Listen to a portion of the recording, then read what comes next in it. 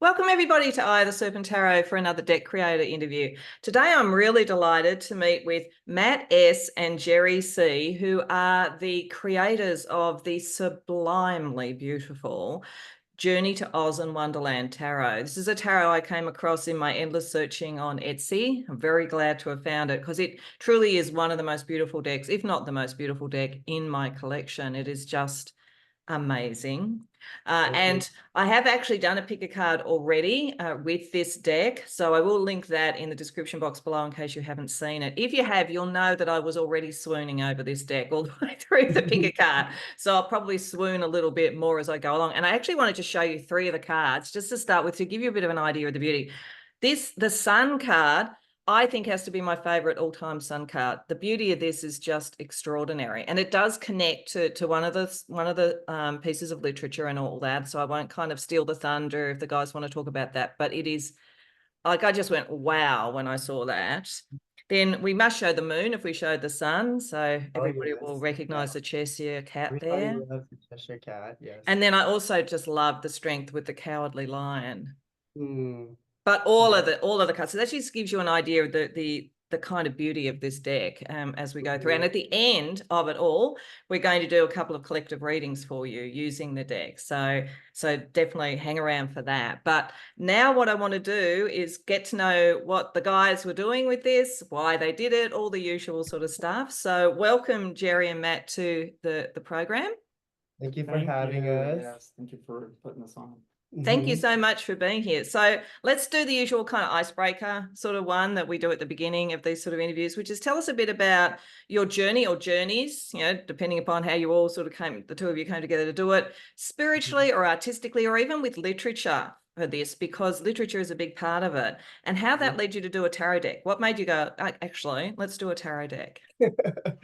So I think that our journeys like encompass like all three of those aspects actually, because for me, I've always been a spiritual person given my Buddhist background in my family. And so I've always had this like deeper connection to like a higher power. Like I've always felt like there is a higher power, and I've always wanted like to know what that is, you know, and to understand it on a deeper level. And so I channeled that through art. And I started doing art since I was 5 years old. And I remember a conversation I had with myself when I started drawing. I was like, I want to do this as a career. But then I didn't know like how it would pay off, you know, like how do you make money doing art? And that was a question I asked myself when I was 5. So um, ever since then, I just kind of followed that and let that be my driving passion throughout my life. And I followed my passion in cooking, which I spent the majority of my career working in restaurants since I was 15. So that kind of led me down this path of like, oh man, I really love cooking, but I kind of fell out of the passion because for anybody that works in the restaurant industry, we know like it's hard work and it's hard work for low pay. So I kind of hit a wall at a certain point, and it wasn't until 2020 that it really just kind of my inspiration to create a tarot deck really like took off. And then that's where Matt kind of helped fine tune it all. But I'll let Matt talk about his his journey as well. Well, yeah. I mean, my spiritual background, grew up Christian. The structure of Christianity doesn't really fit my lifestyle, but that actually led me to be looking for higher meaning. College went deep into Alan Watts, listening to all of his recordings. And yeah, and I went to art school, went to Savannah College of Art and Design, went there for graphic design, but ultimately went in the direction of user experience and user interface, so app design, and also some digitally augmented environment design.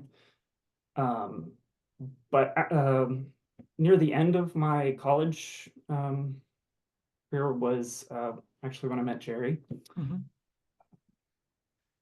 Yeah, I had recently actually come out as gay, and Jerry was my first boyfriend. Yeah. There you go. It was very coincidental how we met. We met Yeah. online, and it just kind of happened randomly and synchronistically. Yeah. Meant to be.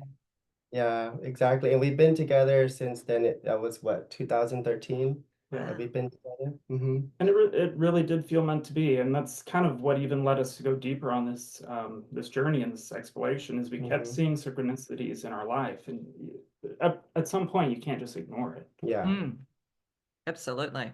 Absolutely. And then we started like meditating together, and we started like channeling together and just Doing tarot exploring readings. more of what all of this is, you know. Did you find, it's just a bit of a left field question, but did you sort of find it felt a bit like finding soul family as well as sort of love?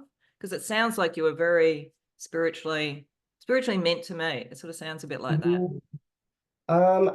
I think I've I've always I have a big family, Mm-hmm. so I like it for me, like that is like my soul family, and that's Mm-hmm. where I, you know, get a lot of my inspiration from too. Yeah, I mean, and where we're at now, where we live, they very much become Mm-hmm. part of their family as well. Mm-hmm. All of his cousins, which are more like siblings, they become Right. my Great. Mm-hmm.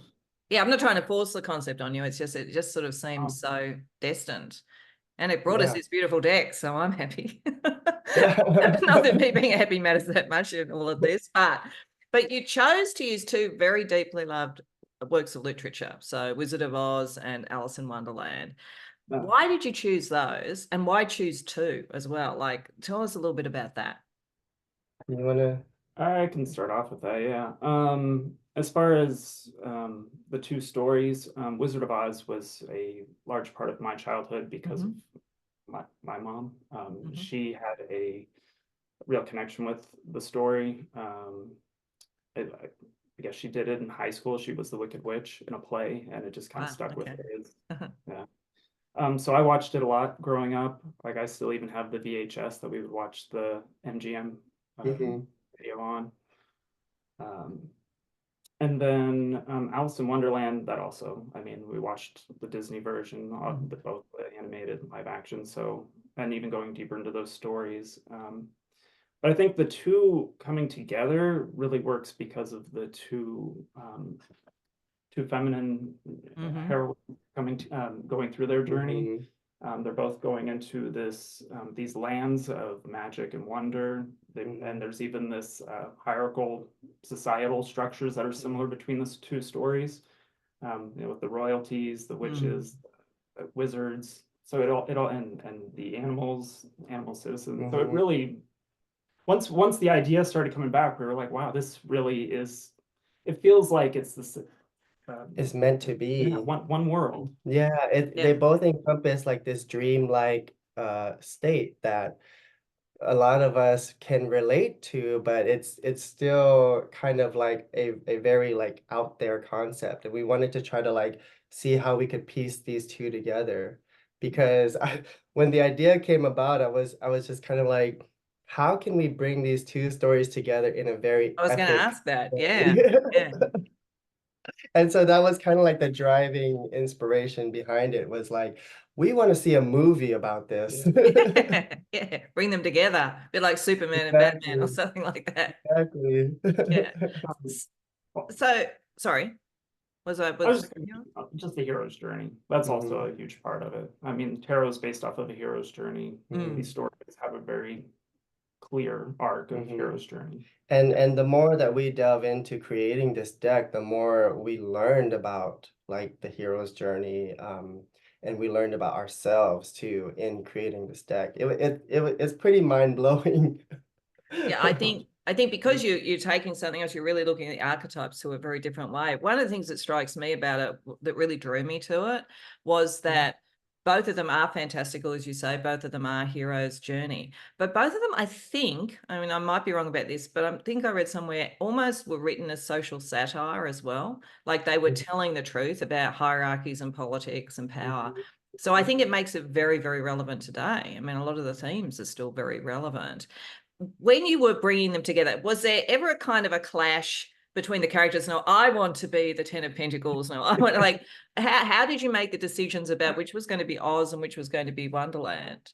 Um, it actually unfolded very organically as we went through it because I don't know if you read our Kickstarter yet, but it started out with one character, which is the Mad Hatter. Uh-huh. And as soon as we developed the concept for a Mad Hatter, then the rest of the characters started to unfold. And it was like it it it it happened pretty easily in terms of developing the major arcana Mm-hmm. because we knew already just from being in love with these stories, like who were the major players in these stories. And that's what the major arcana is they set the tone for the rest of the deck. Yes. And so from then on, it wasn't too much of a clash. I think when we got into the minor arcana was when it got more challenging because there's so many different story elements that we could have pulled from. Mm. But we wanted to make sure that each story element that we pulled from made perfect sense for the cards, you know. Yeah, I think you did an amazing job of that. And the way that you wrote the guidebook, which I'll get to a little bit later, but how that's really seamless and showing the quotes and all that sort of stuff. I found that really good when using the deck with the pick a card. So the artwork, as I say, is breathtaking. Like I swoon. So moving it past me swooning about it all. You want to talk Yeah. a bit about like that creative process? You're obviously both artists. So did one of you take the lead on the kind of the core artwork, or did you share it, or what happened? So AI was Mhm. also a big reason why we jumped into this when we did. Mhm. I mean, life circumstances also Yeah. allowed for it to happen when it did, but we saw that opportunity of using AI, just what it was able to do. Mhm. Um,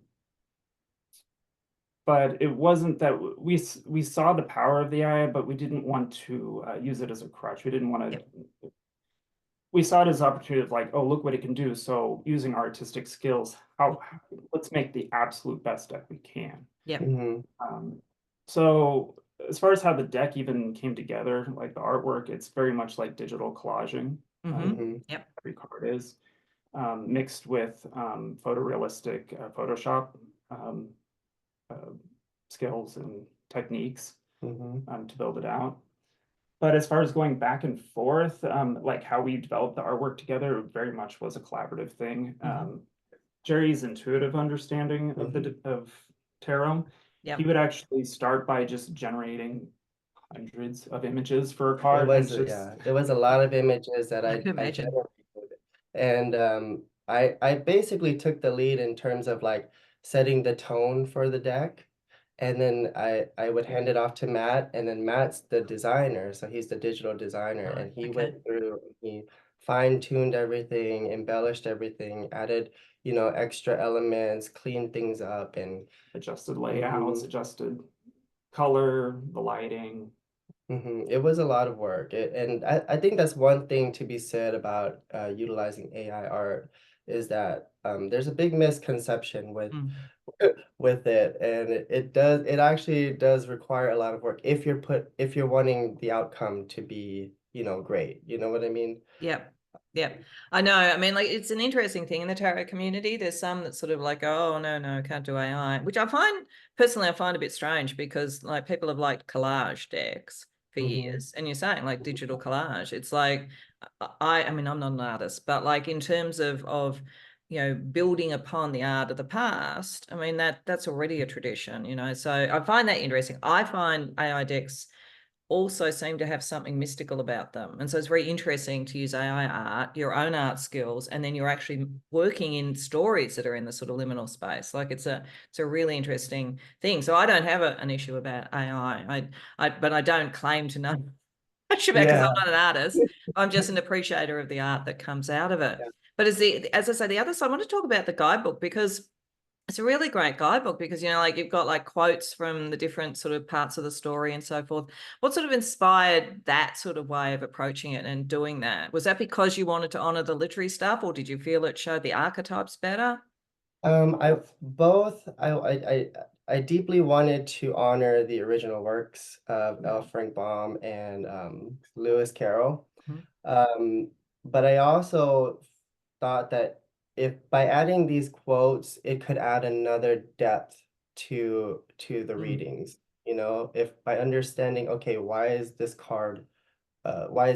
image chosen for this card, you know? And if you read the quote, it could give you a good understanding of why, Mm. if you know the stories, if you're familiar with the Yeah. stories. I think it also brings that history with it then too, some mythos Mm. to where these stories are coming from. Mm-hmm. Yeah, and I think demonstrates why you chose particular characters and things for the particular archetype. I found it was great. I mean, I read those books when I was young, but I am not young now. So being able to sort of remember and sometimes I found when I was doing the reading, I really wanted to read the quote because I thought, yeah, this is really going to do it. And other times I felt I went more with the archetype, and it kind of just depended. But I just think it adds this other layer that shows the reverence for the source work that you were working with as well, which is really wonderful.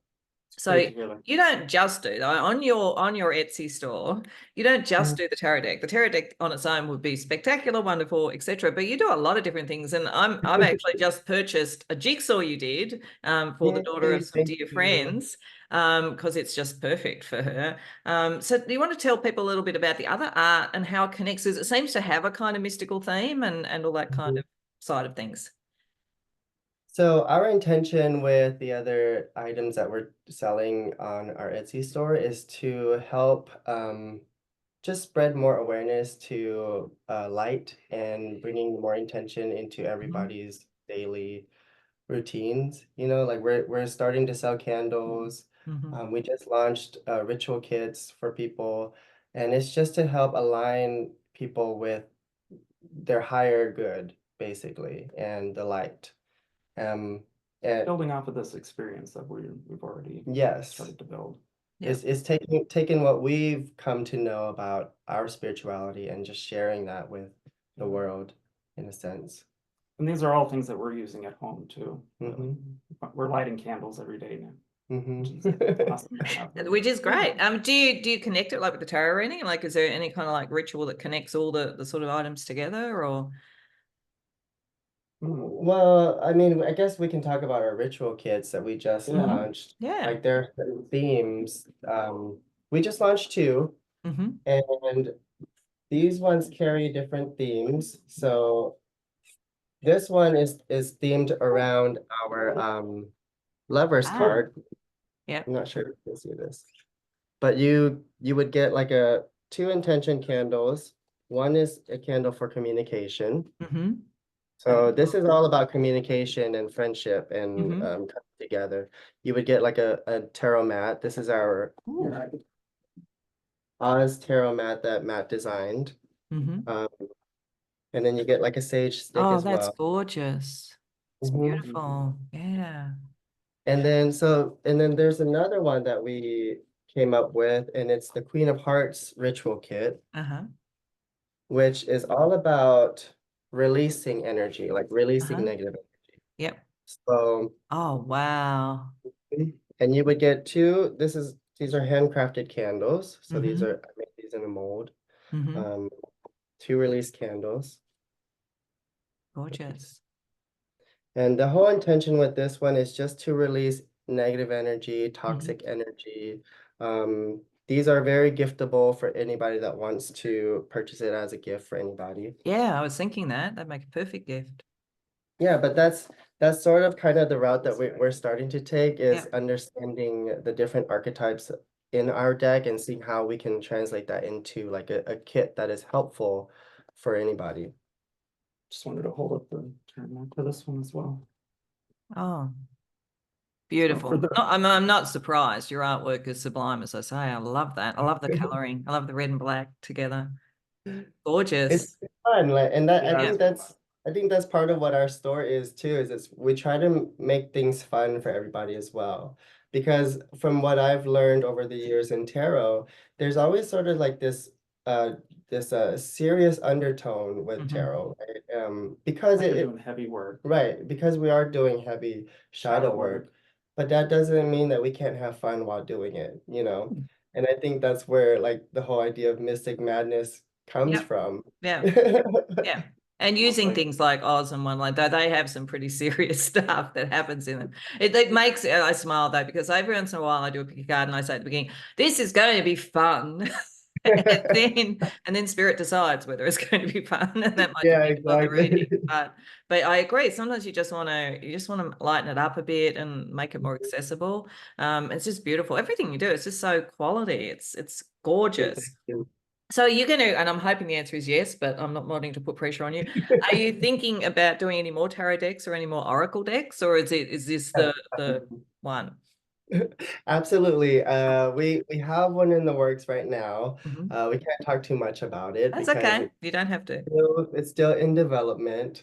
But I implore everybody who's watching to keep an eye out, for follow our Kickstarter, follow our Mm-hmm. Facebook. We're gonna be Instagram, we'll be announcing it all there. because So, right now for us, we're still learning how to navigate the business aspect of mm-hmm. it all. So Yeah. it's fun and all, but we still have to, be responsible and and run our business. Yeah. Yeah, so you did the Journey to Oz and Wonderland on Kickstarter to start with, did you? Yeah. See, I didn't see that. I think Kickstarter's algorithm is as strange as YouTube's, to be honest. Like, yeah, but at least I know about you now, so I can keep an Nice. eye on that. And maybe when you are ready, maybe we can do another interview when you're in the Kickstarter campaign and For talk about that. sure. That would be good. That would be cool. Yeah. So that's good. I'm glad the answer was yes, but I try not to pressure people too much. So We're excited about it. as I said, I found you on Etsy. Obviously, you've done Kickstarter, and you will do Kickstarter again. Are there other places people can find you? And you can send me the details after the interview, so I put them in the description box. But where do people find you beyond the Etsy link, which will be in the description box? So we are mostly live on Instagram. We're on Facebook as well, and I've just gotten a TikTok account going. Wow. We also have a So website. we have a YouTube as well. Mm-hmm. And with YouTube.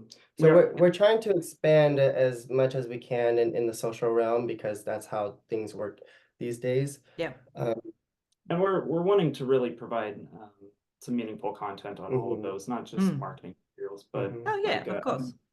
yeah, like so on even YouTube, I've been exploring some frequency videos and neural beats and meditation type videos and seeing how we can build off of that. So just more tools for people. Wonderful. So definitely send me the links for that because I'll put it in the description box and I'll come and follow you myself.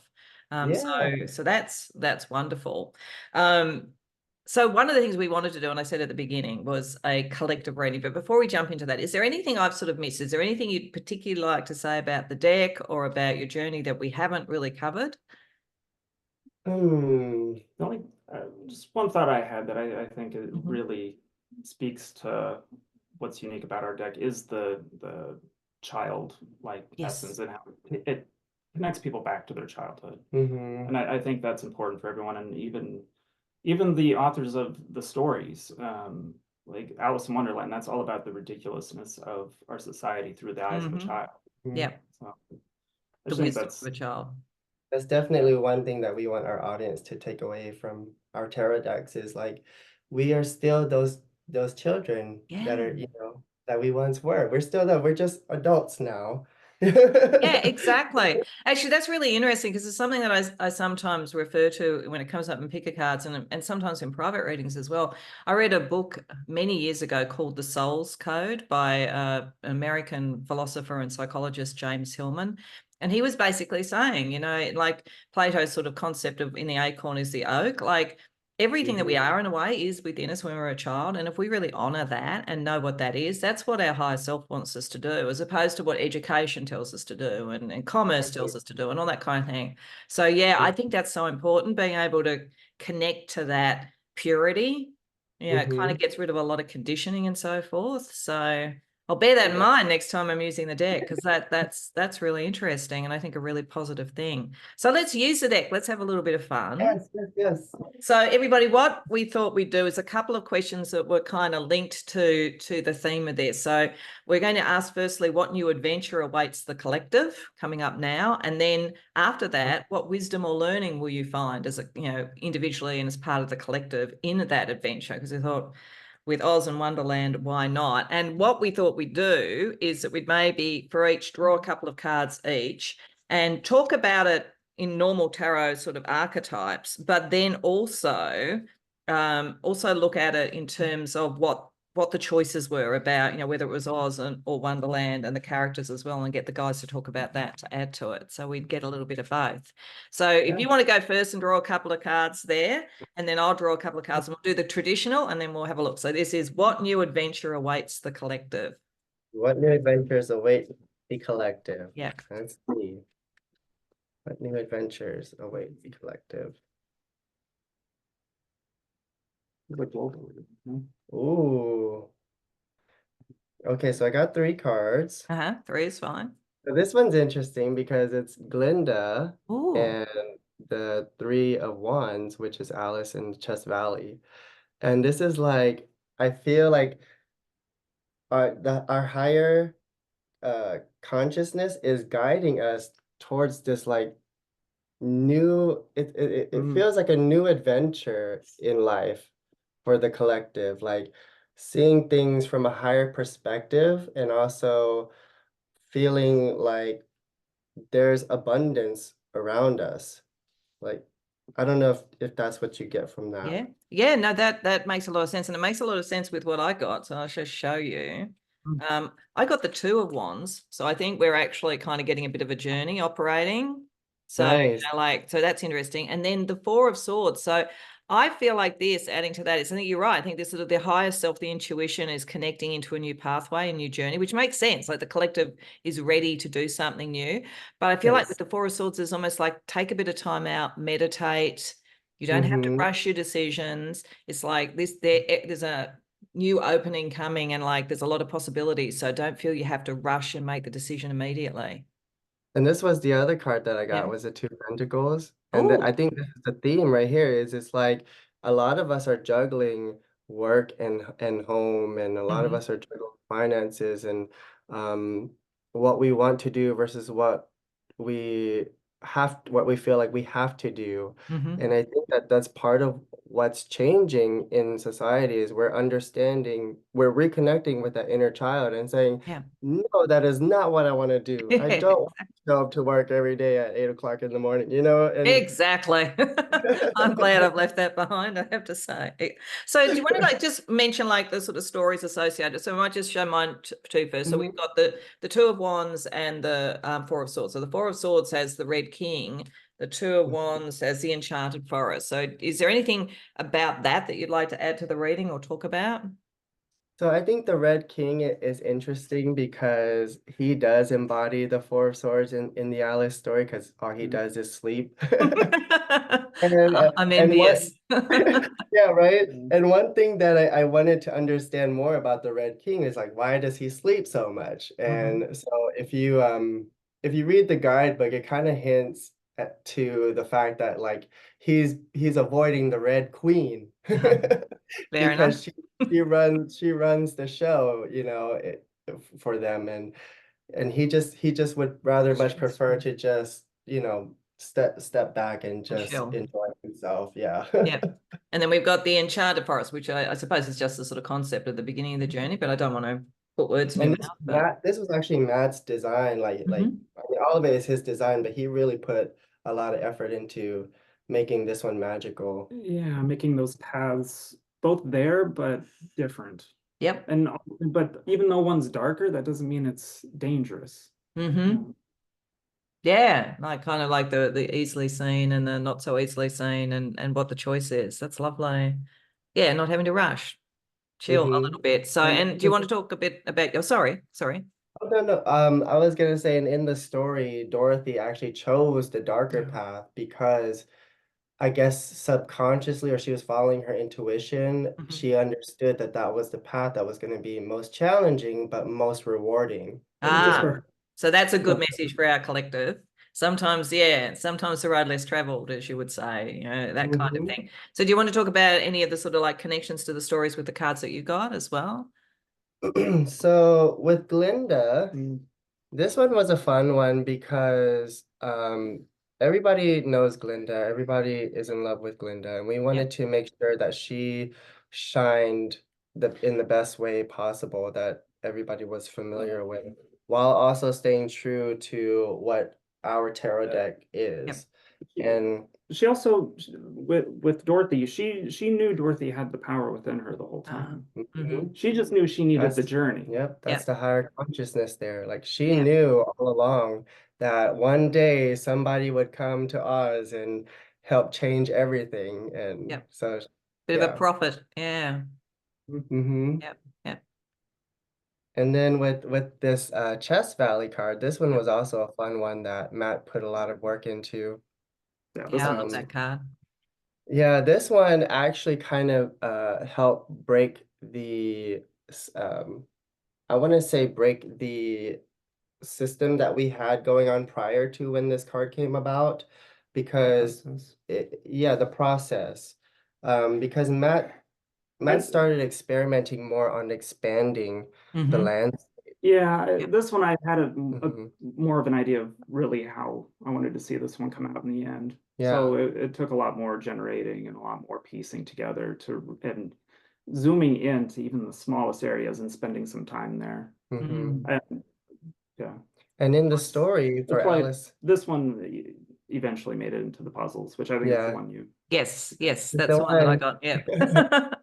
And in the story, like Alice is, she has to make a decision how is she going to get to the eighth square, because that's her Yeah, goal in the Yep. story. And Yep. so she looks at this gigantic landscape and she has to make a decision. Do I go for it? Mm-hmm. And she is calculating and strategizing in her mind, and she's waiting for the right time to make her move. I love the quote on this Yeah. one. I Yeah. think Yeah, it's just I really like that because, like it's interesting with the Two of Wands and the Three of Wands for me in reading. It's sometimes hard for me to almost differentiate between those two. I don't know why, but I sort of feel like it's always been hard to kind of really, because they both seem to be about choice and whether you go ahead on your own and with other people and all that kind of thing. So I really like that because it's kind of like you've got the choice, the road less traveled, and then you've got and having done that, then you need to strategize. I'm going to borrow that now. That's going to go in my lexicon for the Three of Wands because it's like really, really spot on. And then there Mhm. was one other card that you showed as well, the Two of Yep. Pentacles. The Two of Pentacles. So this one came about because it's about weighing options. It's also about balancing, like we said, work and Mm-hmm. home. For this one in particular, with the story, Alice has to make a decision because the caterpillar says, take a bite out of the mushroom. Yep. And he says, one side will make you bigger, one side will make you smaller. And so he doesn't tell her much more than that. And so she has to really go with her gut and be like, okay, I'm gonna Yep. take a bite from this side, she you has to know. find that balance because the first bite is far too much. She Hmm. soars above the trees, and I think Yep. it's Hmm. a burden her face. Hmm. Mm-hmm. So then she has to balance that out. Yeah. Yep. So Learn that the card is. consequences. Yeah. Yeah. Mhm.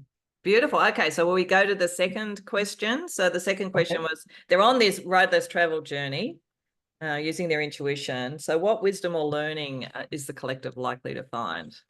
Okay, what wisdom or learning? Oh, whoa. I got the Justice card. Ooh, that's So, interesting. Yeah. mhm.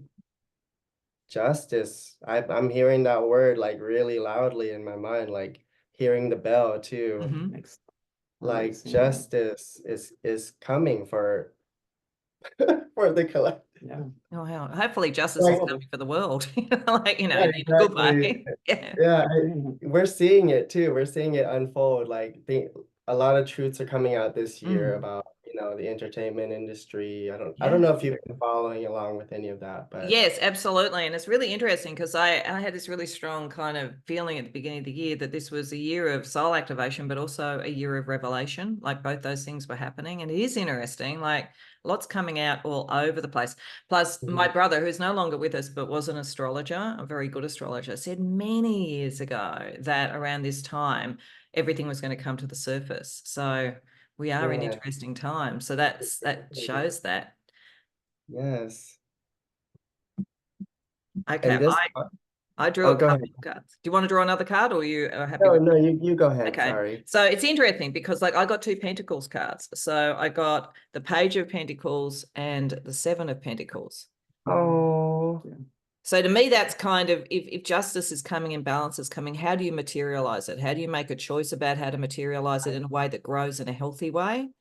Rather than in a way that just recreates injustice. So if you're at a tipping point, you learn something about justice and clarified something around justice. It's like, how do you make sure you don't become the thing you despise? How do you make sure you actually bring in something more healthy? exactly. Nice. I feel that too, because I think that the people who are doing the inner work, the light work, the shadow work, I think those are the people that are going to be rewarded the most, Yeah. So I that's mean, is that the advice for the collective then, that we are doing this type of inner work and meditation to make sure we are hitting that right path? I think so. I may be saying there's a material outcome to this. Like it's a meditative journey. It's like it's understanding ourselves in the first part. This is a journey you're going on. It's a personal thing. This is what I would take from it. But there is actually real world outcomes to this. And so when you're doing it and you're thinking with the page of, I always see the pages as being kind of at the point of the suit that you're ready to really plan what you're going with it. You've mastered the suit in a way. So like it's almost like this collective goes in having a good understanding of the material world, ready to be able to plan with that, and they have a good understanding from the inspiration with the Seven of Pentacles about what will grow, what is how do we see the world for good growth going forward. That's kind of what I get from it. Do you want to talk a bit about the particular stories, like starting maybe with justice? Yeah, so in the book or in the story in Alice in Wonderland, the King of Hearts is the one that actually revokes the Queen of Hearts' ruling to chop everyone's heads off. Yeah. So like the Queen of Hearts is like off with their heads, and then the King of Hearts comes in because he's a little bit more logical and more compassionate. And he says, no, that is not fair. We're not going to do that. But he does it behind her back. Oh, he has to. Yeah, so I think that this is kind of like this is the energy that I feel for the collective of like fairness is going to be is coming for a lot of us that have been, left in the dark or, down in the dumps. Yeah. So there is a good energy behind this that will kind of make it moderate. So what about the Seven of Pentacles? So that one honestly was a bit of a challenge um to choose that card because we weren't sure like exactly how we could convey that message. But I think once we had the idea of Aunt Em and really carrying her story arc, yeah. she does eventually go back with Dorothy to Oz and creates a new life for herself there and a world of color. Yep. Yep, And that I makes really sense. love having Aunt Em in the tarot deck because she grounds a lot of it because she is from this plane Yeah. as so to speak. Like she is from the earth. Yeah. Yeah. Which Yeah, grounds and this sort so of sense that this is an earthly thing. We're looking at an earthly thing. mhm. Right. And what about Toto? So he was pretty obvious choice for us. But I wanted to tell Toto's story in the way that it was kind of presented in the film. How he was like this loyal character and he just did whatever he had to for Dorothy because Yep. like he loved unconditionally, you know? And that's like sort of the message that you get with this card is and honestly this card talks about it talks about after they defeated the Wicked Witch. Mhm. So this card is like him getting his accolades. Yeah. Yeah. That's lovely. Yeah, having sort of like mastered the suit, as I said. Actually, that's really interesting too, the unconditional love. And then you've got the King of Hearts, who is showing justice with an open heart and a balanced heart. So there's definitely something as a subtext also there with the reading about going in and like if you are led by your heart and you're led by kind of unconditional love, you're likely to create or build something that is better than the rather cynical world that we live in at the moment. So Exactly. yeah. Yeah.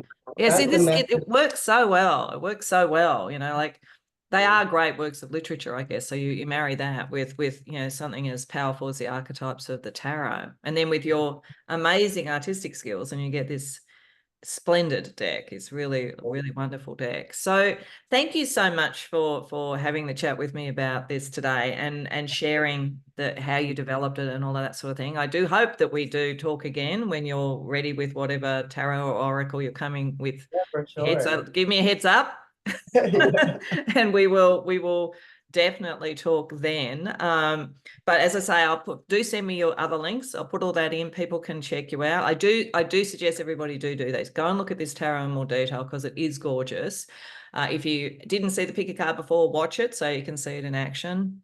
And check out their other products. You know, like I mean, as I said today, I bought one of the jigsaws. So I think I'm going to be a customer about a number of the things that you do. And I think, you know, that holistic thing you're doing there is wonderful. So thank you so much. Yeah, thank you. One other thing that I wanted to touch Mhm. on that some people might not know is that we do have the standard deck available right now, Yeah. and it's currently on sale. A lot of people don't know that it's the same exact deck, just without all the bells and whistles, Well, without um, the gold. without the gold. That's the Right. only.